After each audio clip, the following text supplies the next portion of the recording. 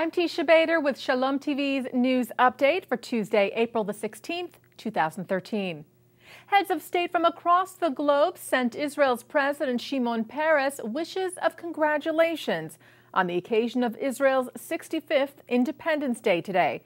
Greetings were received from the leaders of Russia, Greece, Ireland, Slovenia, Armenia, Finland, and Nepal, to name a few, as well as from the Vatican, whose newly elected Pope Francis wrote to Peres, "I gladly invoke upon you and all the people of Israel the blessings of the Most High, and assure you of my prayers for your high responsibilities at the service of the nation." President Barack Obama sent a letter to Peres earlier this month congratulating Israel on its birthday and on all of its achievements over the last 65 years, and reiterated the U.S.'s support for Israel since its first moments as a state. Obama wrote, 65 years ago, the United States was the first country to recognize Israel as an independent state, just 11 minutes after the State of Israel was proclaimed. Since then, the president said, our political, economic, security, and cultural ties have only grown stronger. Adding, the United States stood together with the State of Israel at its founding, and we will stand together with you always. And Israel today expressed its support to the American people. Both President Peres and Israeli Prime Minister Benjamin Netanyahu expressed their condolences today to those affected by yesterday's Boston Marathon bombing. Speaking at a reception held for Israel's diplomatic corps at the president's residence in Jerusalem, Peres said, "I wish to express solidarity with the pain of the families hurt yesterday and to send my condolences to those injured. When it comes to events like this," Peres said, "all of us are one family. We feel a part of the people who paid such a high price. God bless them." Netanyahu spoke of the bombing at the reception as well, where he said, "A day of joy became a day of terror. I send my condolences to President Barack Obama, the American people, and the bereaved families. Today, like every day," Netanyahu said, "Israel stands shoulder to shoulder with the American people."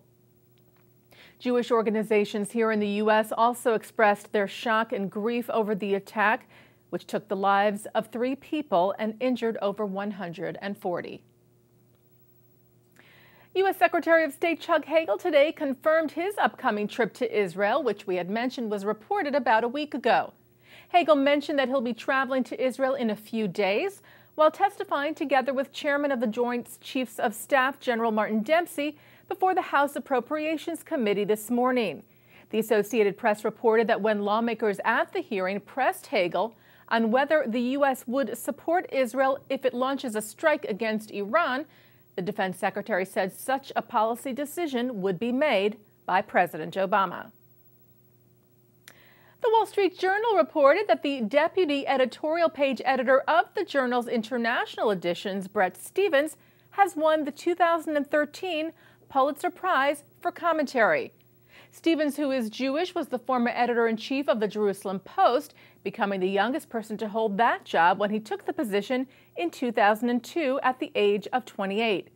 In addition to being responsible for the editorial pages of the Wall Street Journal's European and Asian editions, Stevens is also the foreign affairs columnist for the publication.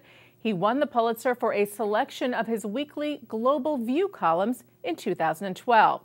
Bret Stephens has appeared frequently on Shalom TV. We congratulate him on this honor. And finally, Israel's annual International Bible Contest was held today in Jerusalem, marking the 50th anniversary of the competition, which is held every year on Israel Independence Day. 2 young students who were the highest scorers out of 16 finalists faced off for a final challenge round of questions, which both continued to answer correctly. The judges ultimately then decided to declare both students the winners after saying they were thoroughly impressed with their vast biblical knowledge. The winners are Israeli teenager Elior Babian of Beit Shemesh and American teenager Yishai Eisenberg of Passaic, New Jersey. Eisenberg is a student at Yeshiva University High School. He was one of 4 students who represented the United States at today's contest in Jerusalem after they took the division last May at the National Bible Contest held at Yeshiva University in New York City. The winners were presented their prizes, which include scholarships, by Israeli Prime Minister Netanyahu, who said it was uplifting to see students in Israel and abroad so knowledgeable of the Tanakh, the Bible, the foundation, he said, of Israel's existence. And that's Shalom TV's news update for Tuesday, April the 16th, 2013. I'm Teisha Bader.